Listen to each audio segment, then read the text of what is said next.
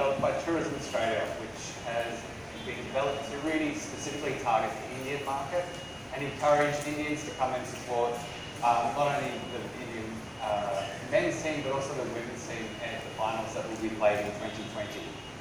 To put some context around this, India is currently the fastest growing inbound tourism market for Australia in terms of spend, in terms of what the economic benefit that Indian visitors drive into Australia, as well as the number of arrivals as well. And that's on the back of 6 consecutive years of double-digit growth. So a huge testament to how important the Indian tourism market is for Australia. The Cricket World Cup finals in February and March for the women's and October and November for the men's offers a unique opportunity for Tourism Australia to encourage Indians not only to come and enjoy the spectacle of the game, but also come in and feel the adventure and the excitement around Australian tourism destinations. We're very proud of our partnership with the ICC in helping to develop with the campaign we're launching today. There's a key thing that we're trying to do, and I think it's a growing reflection of women's sport and how popular it's becoming in Australia. And with the women's final happening at the MCG on the 8th of March next year, which happens to be International Women's Day, we've also worked with the ICC, and ICC has set a really clear goal to make it the world record for spectator attendance at a sporting event for women. And we'd love you to help us and come down and join us and help achieve that record. India is such an important part of Australia's future and that relationship between the countries. And I think I'll ask Tony Huber, the Consul General now, to just give us a few overviews of just how broad that relationship is becoming and how important it is. Well, good afternoon. It's my pleasure to be here today and to join with the people that are making this launch. I think that the time now is a fantastic time for tourism and for sport and for people-to-people links. The most amazing thing in my time here is that the tourism numbers have doubled, and I've been here just 3 years.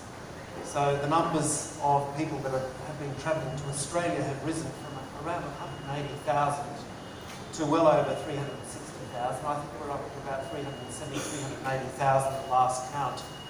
And that bears testimony to the interest of people from all over the world to travel to Australia, but more importantly, people from India.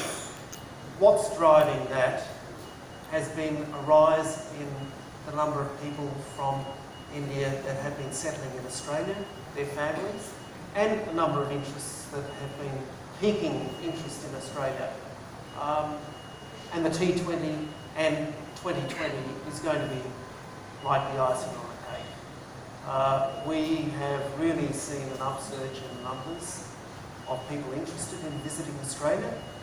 I think that, to be candid, that it's an interesting time because the Australian dollar is quite low and it's very, very economic, so the price point for visiting Australia is lower than it could be for other places. So there's a number of things that are coming together. The Australia-India official relationship is also going from strength to strength.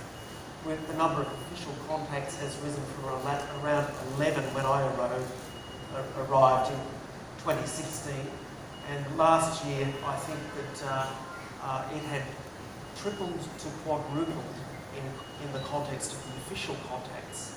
So there is so much more that is happening at the official level. The people-to-people links have risen. 700 to 800,000 people of Indian origin living in Australia means that 1 in 35 people in Australia hails from this region.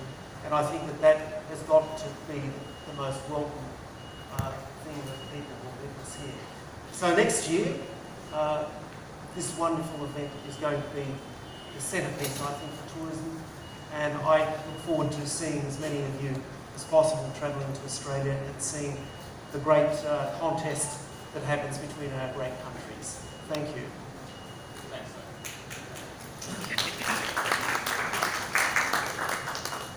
As I mentioned before, at Tourism Australia, we're really, really proud of the partnership that we have with the ICC T20 Local Organising Committee. Unfortunately, Nick Hockley, the CEO, couldn't be here today, so because India is such a key part of their plans and success measures for the program. Nick did provide us with a little video to also address you today.